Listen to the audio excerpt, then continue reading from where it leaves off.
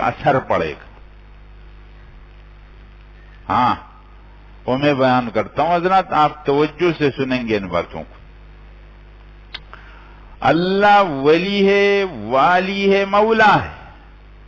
اس کے اندر یہ بات شامل ہے کہ اللہ تعالی مالک بھی ہے اور اللہ اس نظام کو چلانے والا بھی ہے، مدبر بھی ہے، اور اللہ کا قدرت اور اختیار بھی. اللہ اس کائنات کا والی ہے اور اللہ اس کائنات کا مولا ہے. معنی یہ ہے کہ اللہ تعالیٰ اس کائنات کی سب چیزوں کا مالک ہے اور اس میں اس کا اختیار چلتا ہے، جو کچھ ہوتا. اب آپ دیکھو جس دنیا میں ہم رہتے ہیں یہ اسباب کی دنیا ہے، اس کو کہتے ہیں دنیا دار الاسباب ہے. آپ دیکھو گے تو ہر چیز میں کوئی سبب آپ کو نظر آ جائے گا. میں کوشش کرتا ہوں حضرات، وقت تھوڑا ہے، اگر میں نے یہ بات پوری کر دی تو بہت اچھا ہے، پوری نہیں ہو سکی تو آئندہ انشاءاللہ پوری کروں گا. دنیا دار الاسباب ہے، دنیا دار الاسباب ہے.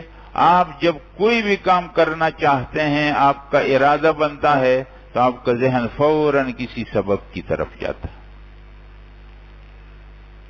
آپ کو گرمی لگی حضرات، یہاں بیٹھے ہوئے تھے تو کسی نے کہا بہت گرمی ہے تو فوراً ذہن کا اچھا پنکھا کھول لو.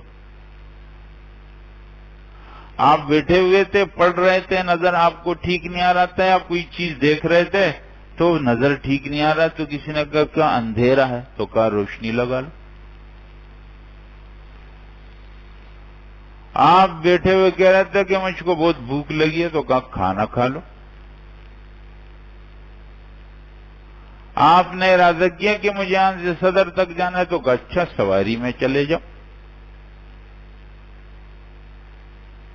آپ بیمار ہو گئے تو فوراً آپ کا ذہن چلا گیا کسی علاج کرنے والے اور دوائی کی طرف کی، فلانی دوائی کھا. دنیا اسباب کی دنیا ہے،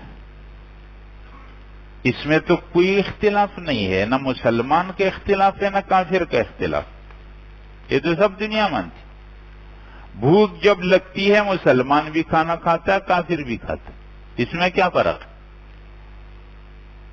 ایک جگہ سے دوسری جگہ جانا ہے تو سواری سے مسلمان بھی کرتا ہے، کافر بھی کرتا ہے. اس میں کیا فرق؟ اس میں کوئی فرق ہے؟ بیمار ہو جائے تو اپنا علاج کرتا ہے، مسلمان بھی کرتا ہے، کافر بھی کرتا ہے. اس میں کیا فرق؟ حضرات فرق کیا ہے؟ یہی تو سمجھنے کی بات ہے. اگر اس کو ٹھیک سمجھ لیا جائے تو زندگیوں پر کیا اثر پڑے گا.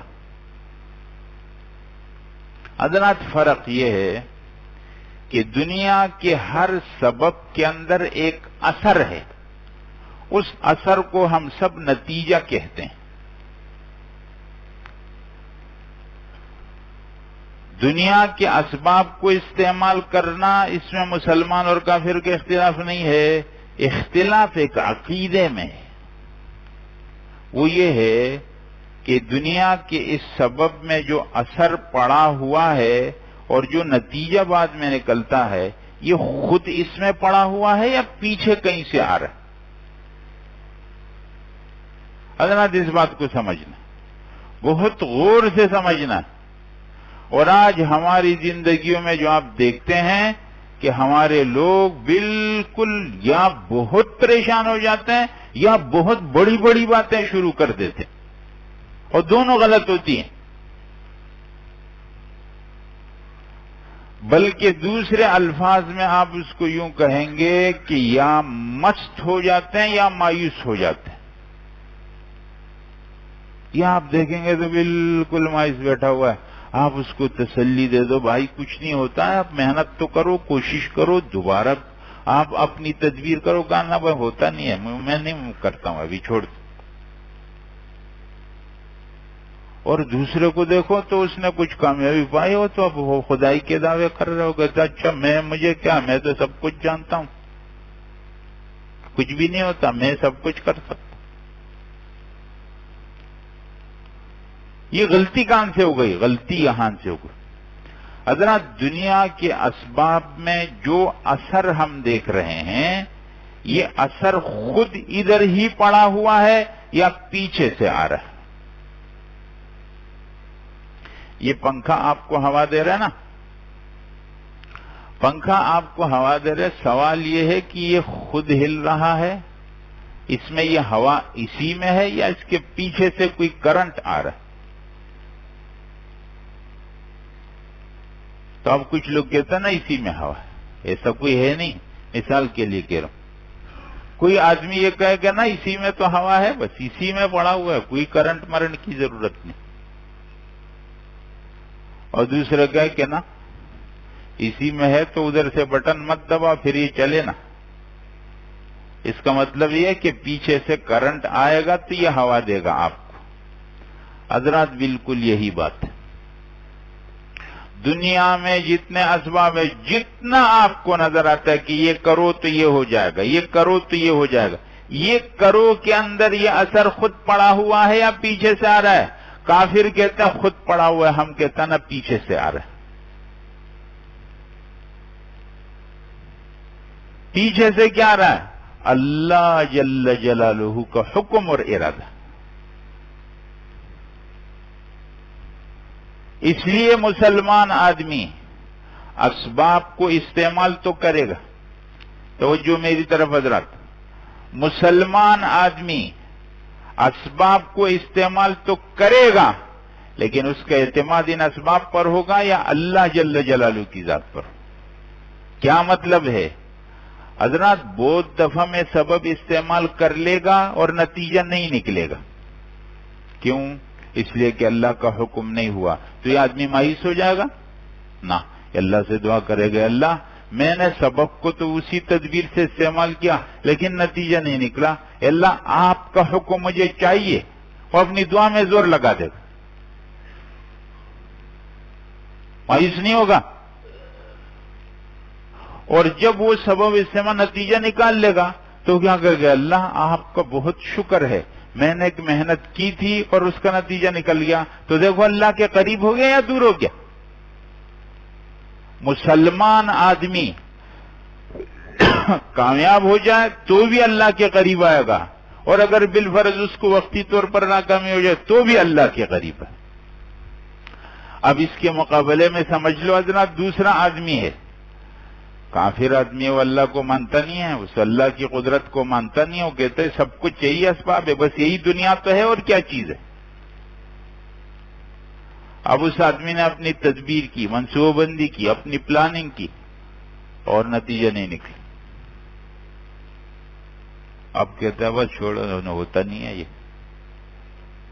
کہا دوبارہ آپ محنت کر لو، کہا کیا محنت کر لوں، یہی والی تو چیز ہے، اسی کو دوبارہ استعمال کروں گا، اس نے تو کام کیا نہیں۔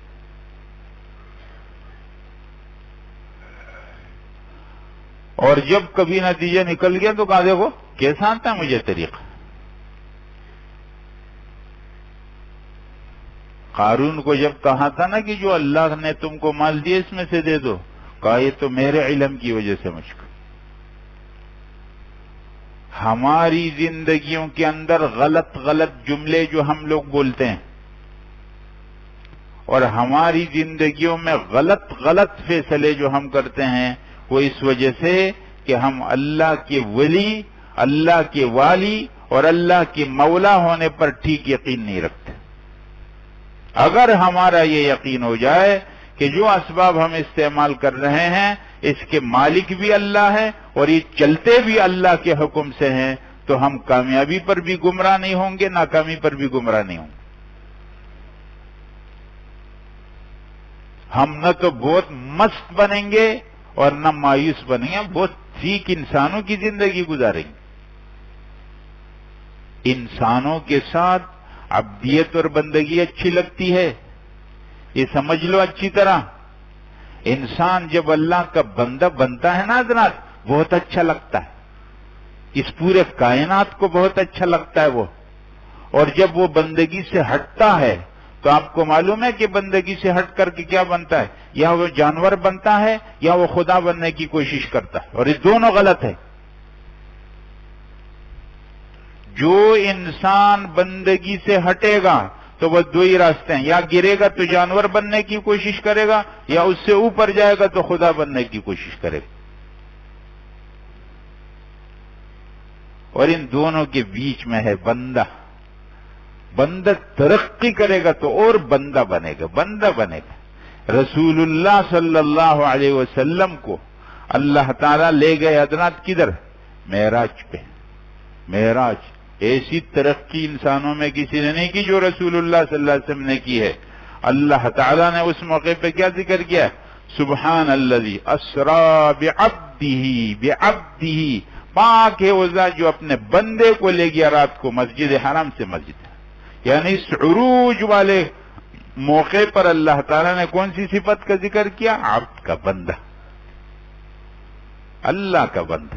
جو جتنا بڑا بندہ بنے گا اللہ کے سامنے عاجز بنے، اللہ اس کو اور ترقی دیں گے، اور ترقی دیں گے، اور ترقی۔ اپنے آپ کو مٹاؤ، اللہ آپ کو چمکائے گا، چمکائے گا۔ یوں مت کہو کہ میں افضل ہوں اس سے، میں برتر ہوں اس سے، یہ میرے سامنے کچھ بھی نہیں ہے۔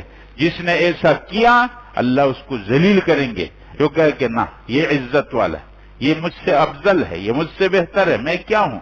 میں نے کچھ کیا تو اللہ کا فضل، میرا ذاتی تو کچھ کمال نہیں ہے۔ اللہ اس بندے کو ترقی دیتے۔ عبدیت کا طریقہ، بندگی کا طریقہ، سب کچھ اللہ کا ہے، حکم اللہ کا ہے۔ تدبیر استعمال کرو اپنی، لیکن اپنا توکل و اعتماد اللہ کی ذات پر رکھو۔ جتنی توجہ، جتنا آپ کی فکر اسباب کے استعمال پر ہے، اس کی پشت پر دعاؤں کو لگا دو۔ اپنی تدبیر کرو اور لگ کر کے اللہ سے دعا کرے، اللہ جو کر سکتا تو وہ میں نے کر لی گی، اب حکم آپ کا چاہیے۔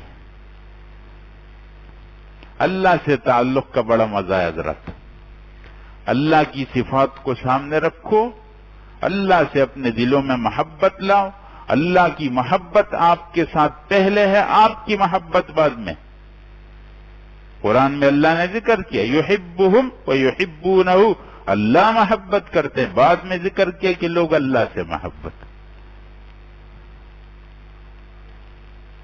ایسے رحیم و کریم، رحمان، ودود، بر، تواب صفات والے اللہ سے جو لوگ کٹیں گے حضرات تو بڑا نقصان ہو جائے گا۔ اس اللہ کے ساتھ تعلق، اور اس تعلق کے لیے اللہ کا دین، بس آسان بات۔ اللہ سب کو